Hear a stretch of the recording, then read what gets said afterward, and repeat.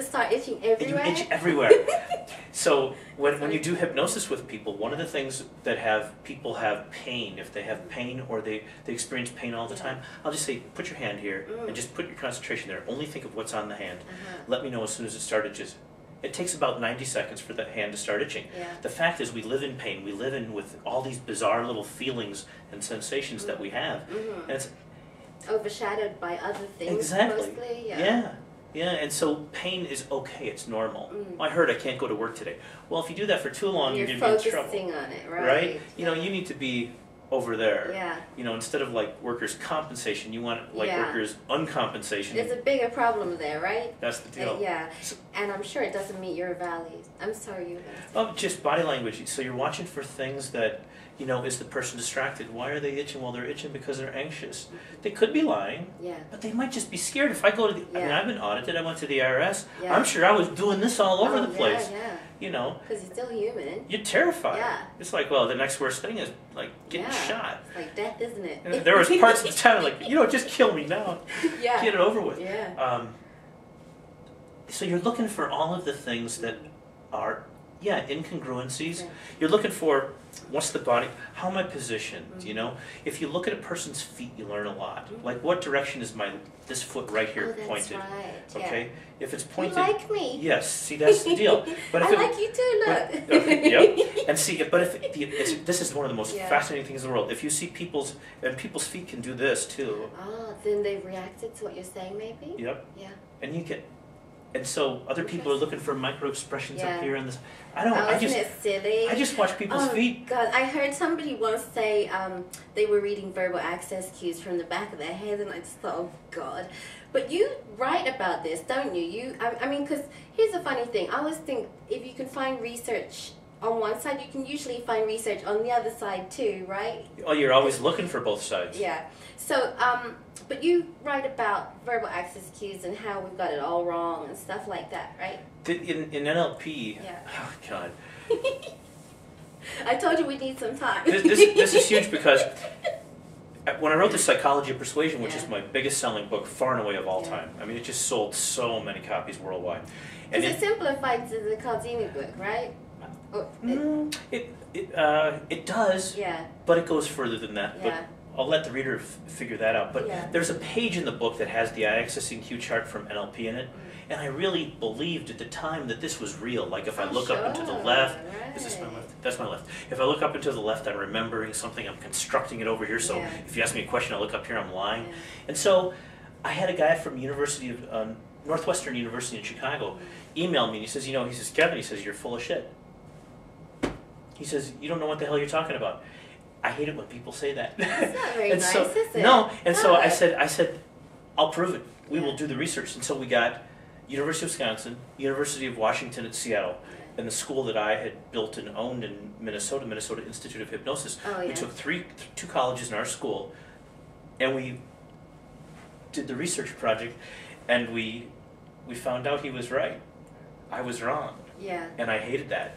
And so the chart, the eye chart, up into the left. Because Vanda's pretty proud of that, isn't he? He sort of mentions it every video he's got. So it doesn't work. That's, and nobody ate it harder than I did because I had written about it, I talked about it, I had taught it. I've been using it unconsciously for so many years. And so basically what happens is we're seeing what we want to see.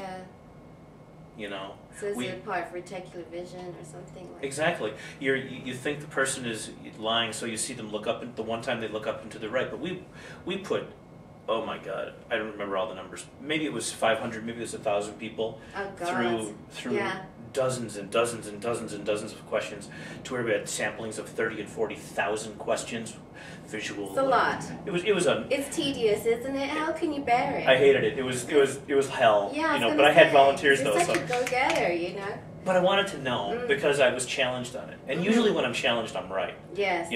But this time I was wrong. They shouldn't come up against you, but it was good that you did the work. And so I came out and I said, you know what, guys, I was wrong. And so the NLP chart, cool concept, it just doesn't work. Okay.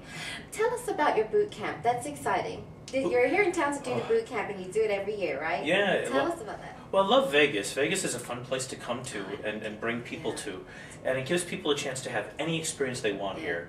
Okay, so you can go and you can go crazy here. You can go and see. You can go see the Lion King here at Mandalay. You can see art or anything. It's here.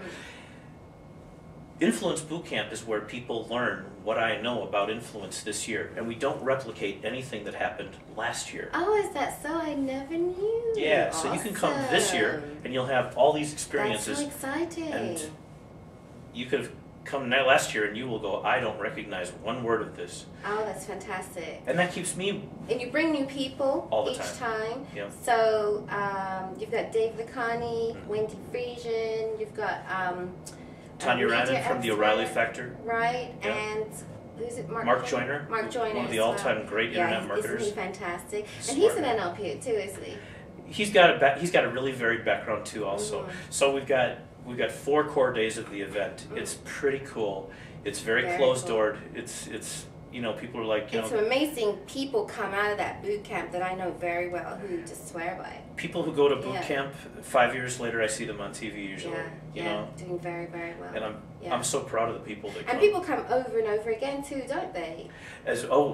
Even, you know, we got people who came to boot camp who are now multimillionaires who come back because they want to keep learning more and more. So now you have a program, don't you? Is that part of the boot camp? From the boot camp do then you have a program where you, as a consultant or a trainer, are licensed to do something? Yeah, at Influence Bootcamp, there's a couple things. At Influence Bootcamp, I get to meet people, and I get to sit face to face with people. And most people are very happy to take money from anybody and just have them go represent them and sell their stuff.